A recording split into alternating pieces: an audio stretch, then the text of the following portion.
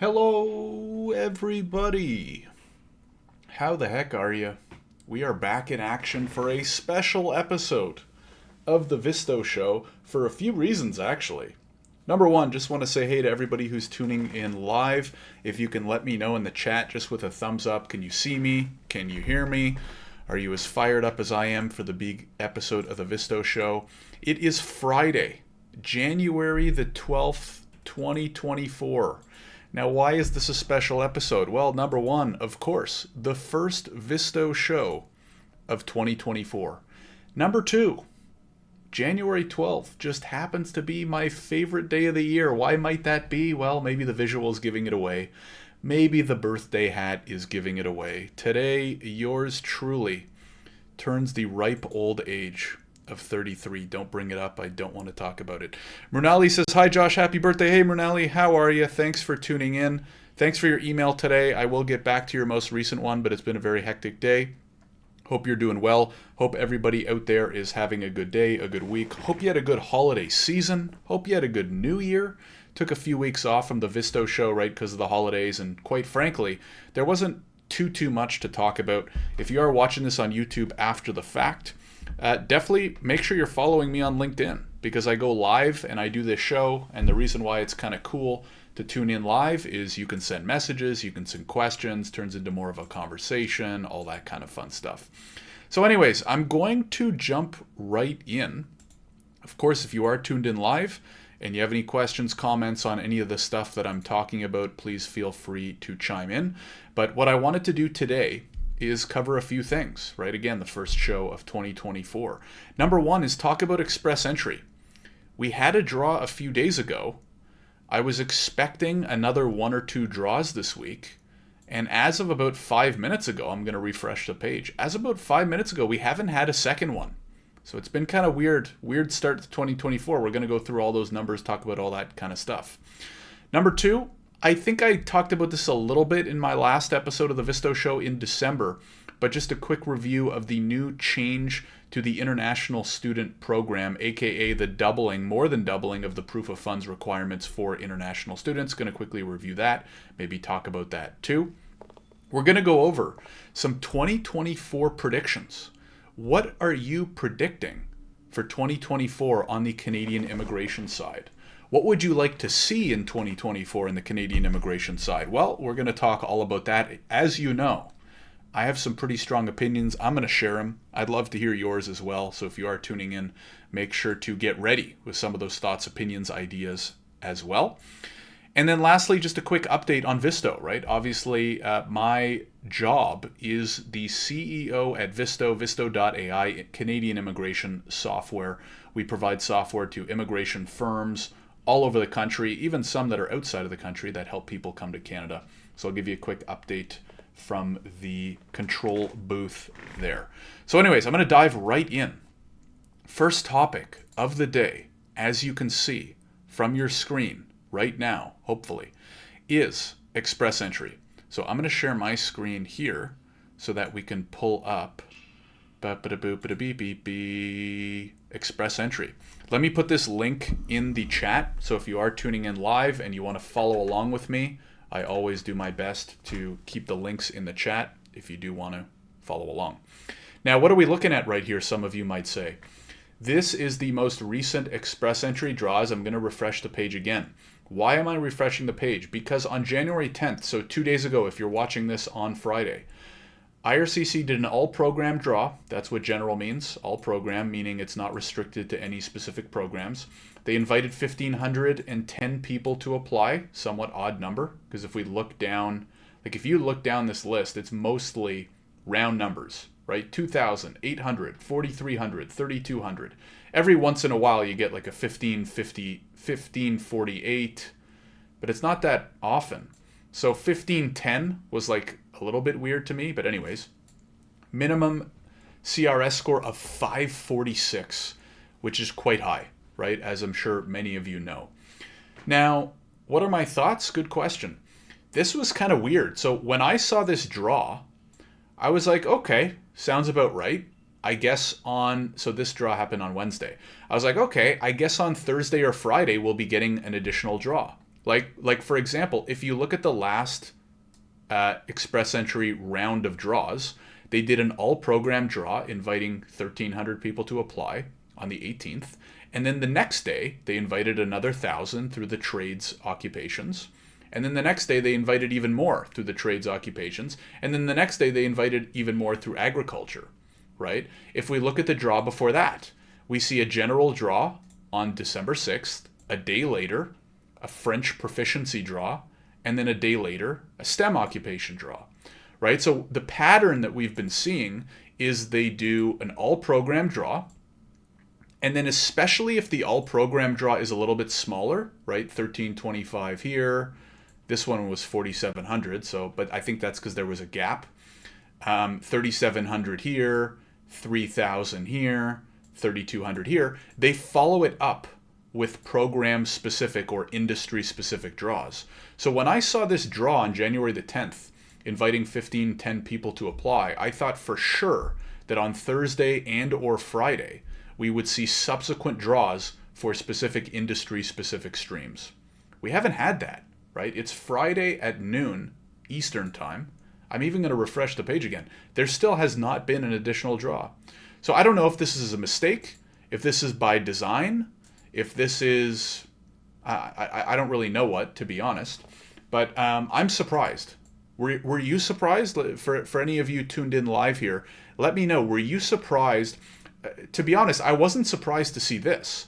I'm surprised that we haven't seen a subsequent round on January 11th or January 12th inviting more people. So again, I don't know behind the scenes. As we all know, IRCC certainly does not go out of its way to share what their plans are in the future. So it's a little bit disappointing in that regard. But I guess we'll just have to wait and see. I think that this goes back to what I've been preaching for a few months right now.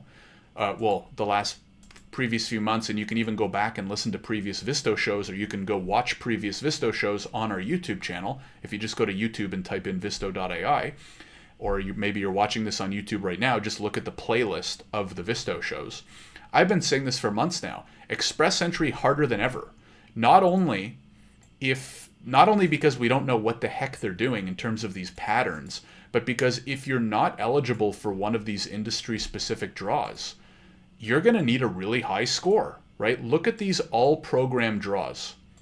546, 542, 561, 500, 504, 530. So we have to go back all the way to August just to find the most recent all-program draw that was below 500.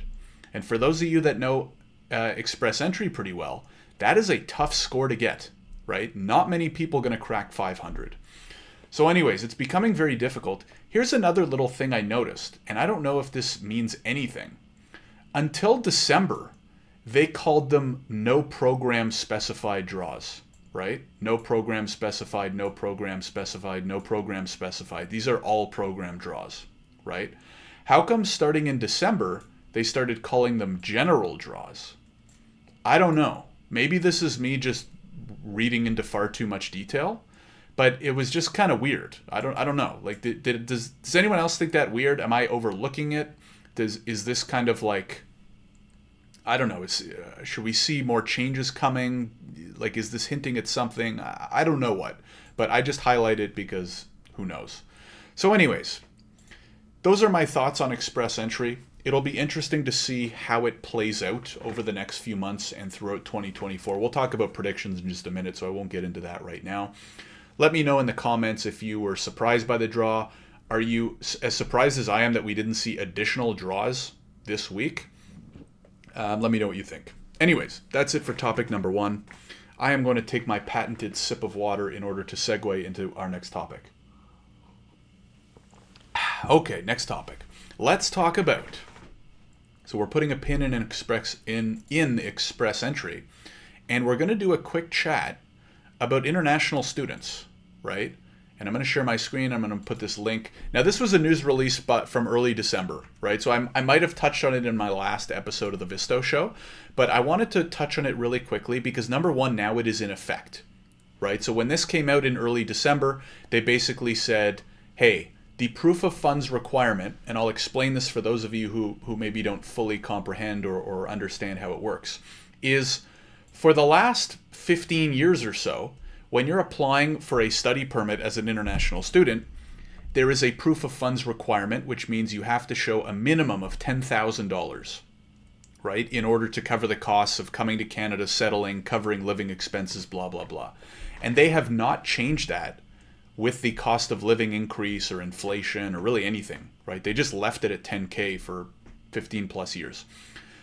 What they announced in December is that they're slightly more than doubling it to 20,635, and this came into effect on January 1st, right? So this is now in effect. If you're now applying for a study permit to come to Canada as an international student, then your proof of funds requirement is now 20,635, 75% of LICO.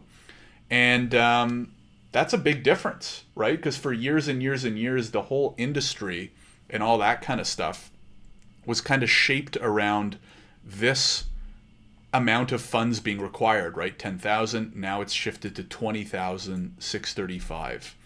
So is it a good thing? Is it a bad thing? I don't know. It certainly makes it harder if you're a student, right? You have to show twice as much money to support yourself. But I think it's a good thing because international students, that whole industry has kind of exploded in recent years. And there's been a lot of it negatively, right? So I think there's a lot of abuse, a lot of fraud, a lot of scamming, a lot of ingenuine, or I don't know what the word is, disingenuous players and disingenuous actors. And I think that the international student space needs to be cleaned up.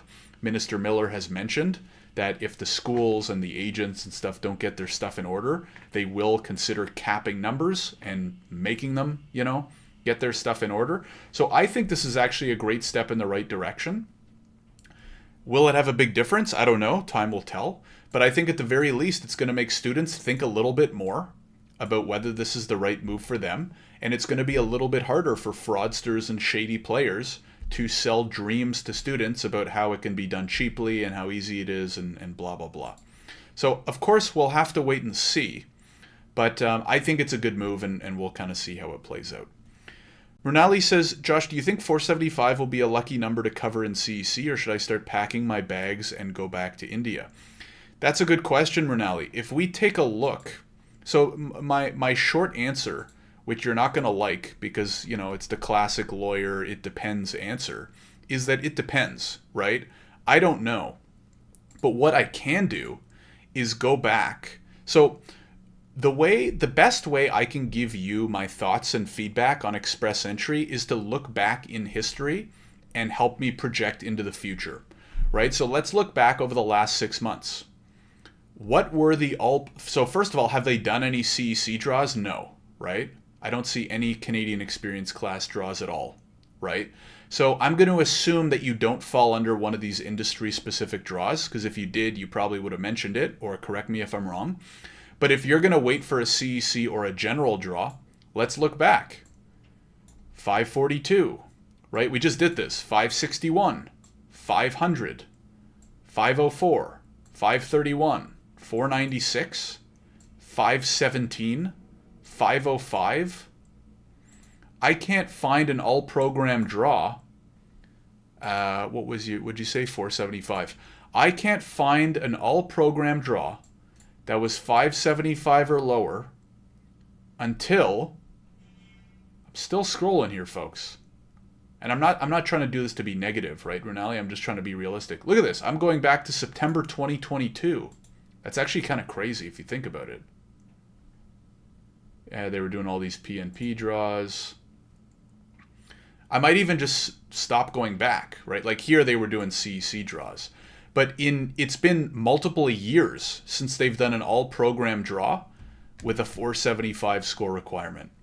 So my advice to you, Runali, without knowing all the details and all the background, I know a little bit in your case, right, because we've communicated before. If I had a 475 right now and I was not eligible for one of these industry-specific draws, I would be very concerned, and I would be looking at PNPs, number one. I would be looking at PNPs. That's probably your best bet if you have a 475. Now, I could be completely missing something in terms of we don't know what IRCC is going to do, right? IRCC could do a CEC draw tomorrow. We have no idea, right? IRCC could do a huge all-program draw inviting 10,000 people because they want to get out of the backlog with a 470, right? I don't know. All I can do is look at previous trends and try to guess at what the future will hold, right? So that's kind of the best I can give you, unfortunately. I would say if I have a 475 and, for example, my PGWP or my work permit is expiring this year, I'm a little bit worried, especially if I'm not eligible for any of these industry-specific draws. The two things I would try to do, if you can, number one, look for PNPs. Number two, try to get an LMIA, right? Try to find a legitimate employer that would sponsor you for an LMIA, right? The key word there is legitimate, right? Because I could go on for days about, how shady the industry is right now in terms of people buying LMIAs and all that kind of stuff. So I would be very careful in terms of who you're working with, but keep that in mind. Okay, we have a few more comments here. Namuga says, hi, Josh. Hey, Namuga, thanks for tuning in. Sumya says, happy birthday, Josh. Have a wonderful day. Thanks very much, Sumya. I appreciate the kind words. Hope things are going well on your end, too. So let's keep chugging along here. And what I want to talk about next is 2024 predictions, right? I'm going to take a nice big sip of water for this segue, but I'm going to go through some things I would like to see and some things that I think might happen in Canadian immigration in 2024. If you have any thoughts, ideas, wishes for 2024, please throw them in the chat right now, or if you're watching on YouTube after the fact, feel free to throw them in the comments. I do check every single one.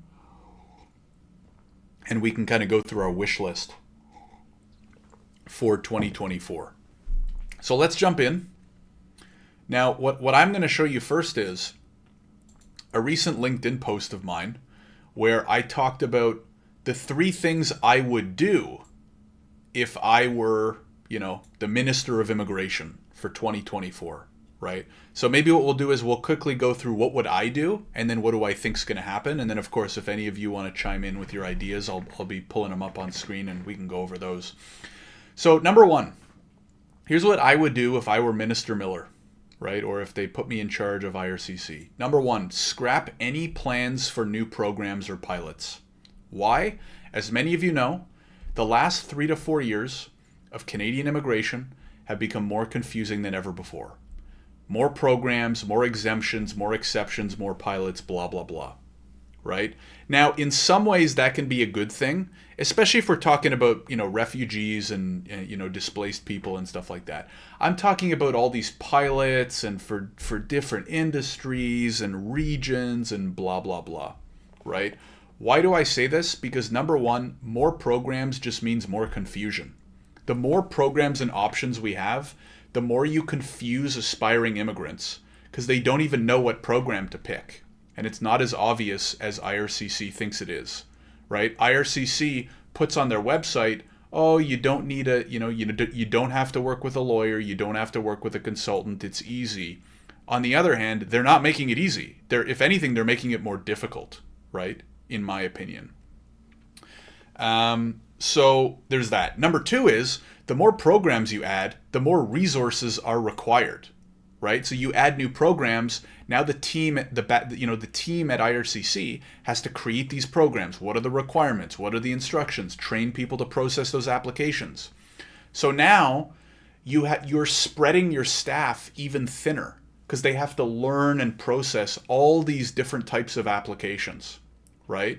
And what does that do? It just further reduces the backlog, or it slows down how quickly we can recover from the backlog, which we've had since 2020, right? So that's my number 1. Now this leads me to number 2. Divert all resources towards processing and processes. We still have a backlog in some applications since COVID, since March of 2020, right? It just turned 2024. It's been almost 4 years since the backlog, right? So the first thing I would do, scrap any plans for new programs, divert all resources towards improving processes for current programs and getting out from under the backlog, right? The other hidden benefit there is if you can get out from under the backlog and start processing applications quicker, people don't need new programs and pilots if your current programs are working well enough. What do I mean by this? Well, if the global talent stream was working as quick as it used to, then we wouldn't need, you know, the stupid ideas where they were targeting H-1Bs for tech permits, or the other, I think, bad idea of trying to target digital nomads, right? We don't need more tech workers if you just make the GTS program fast again, right? You don't need all these Atlantic immigration program whatever if you just make it easy for those employers to get LMIAs quickly. If you can get LMIAs, work permits, and PR quick, you don't need more types of PR programs because the ones we already have work pretty well. You know what I mean? Anyways, I'm not going to get too fired up. As you can tell, I kind of already am. But anyways, I've been down this road before, and that's my thinking there. Number 3, and then I'm gonna get back to some of these comments. Tech amalgamation. Especially if you're an immigration lawyer or consultant, you've probably had a lovely experience logging into like 6 different portals to submit 6 different applications. Right? There's a PR portal, there's a citizenship portal, there's a paid rep portal, there's an LMIA portal. They're all different. They're all being built different. Half of them probably don't connect with each other. Why can't IRCC, obviously easier said than done, build one really good portal that has everything all in one place and where all the processes are standard, and then it will be easier for everybody to use everything, right? Anyways, again, I'm not gonna go too deep down this rabbit hole because number 1, I've kind of been there before, and number 2, these are kind of my dreams and hopes, which means they probably won't happen. But anyways, I don't want to get too negative.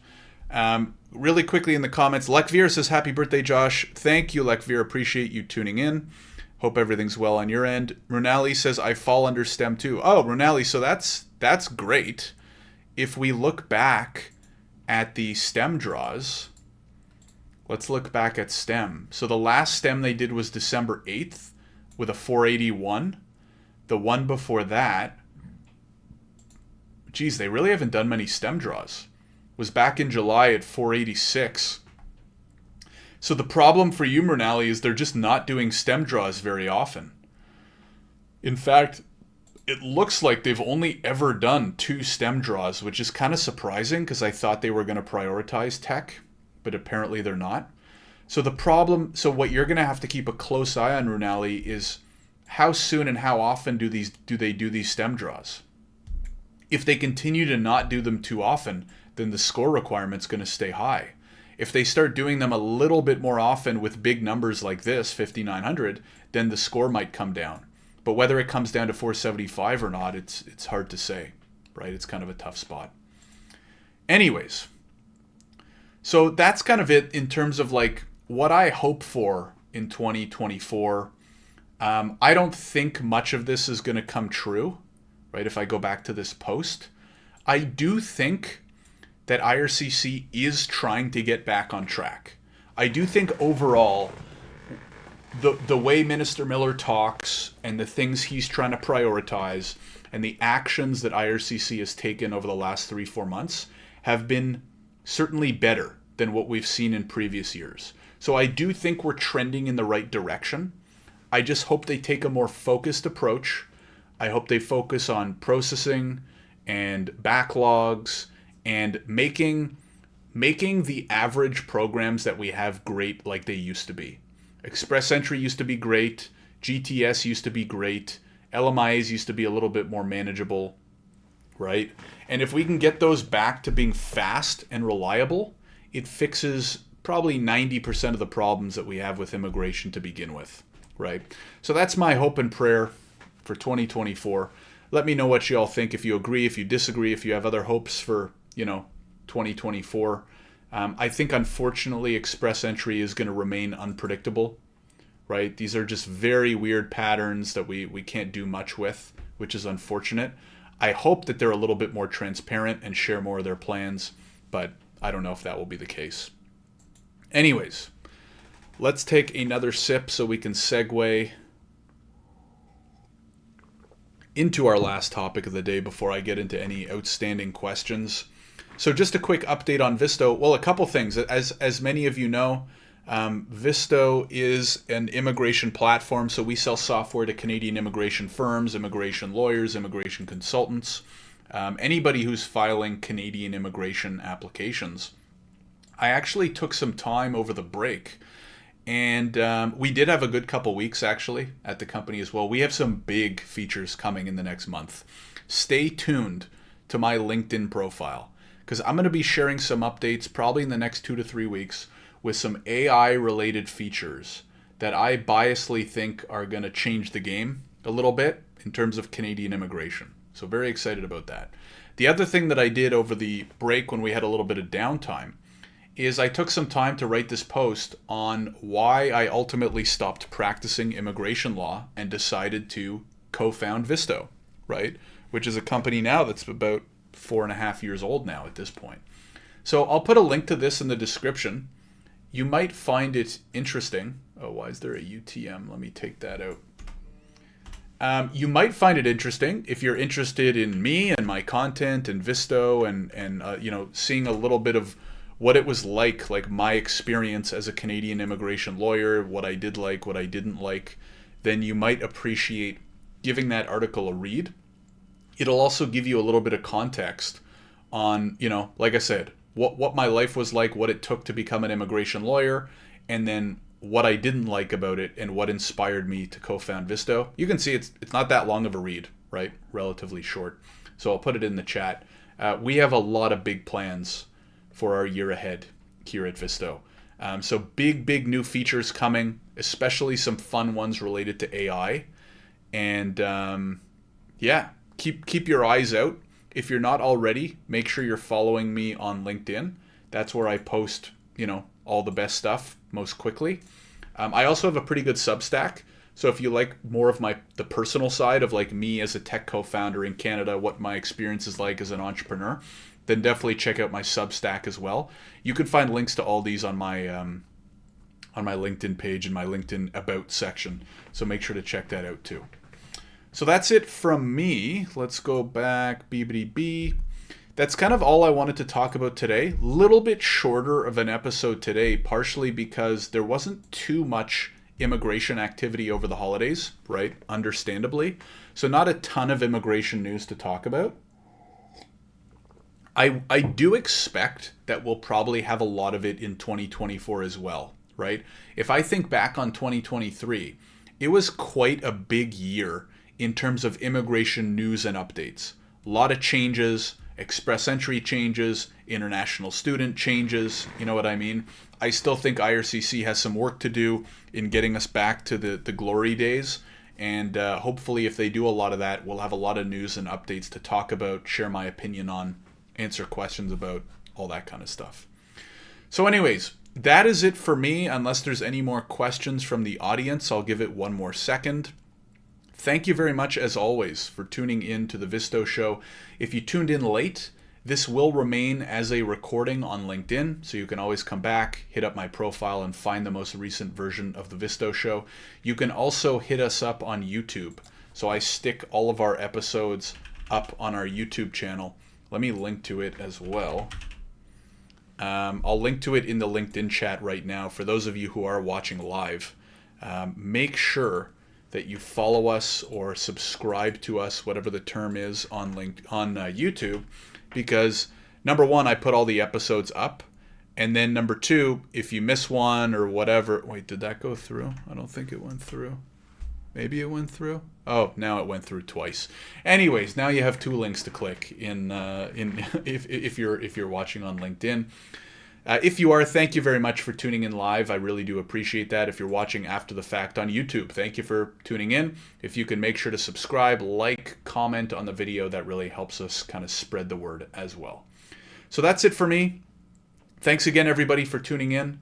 Have a great rest of your Friday if you are watching this on Friday or on a Friday. And hope you have a great rest of your day, rest of your week. And as always, I will see you in the next video. Take care, everybody. Have a good one.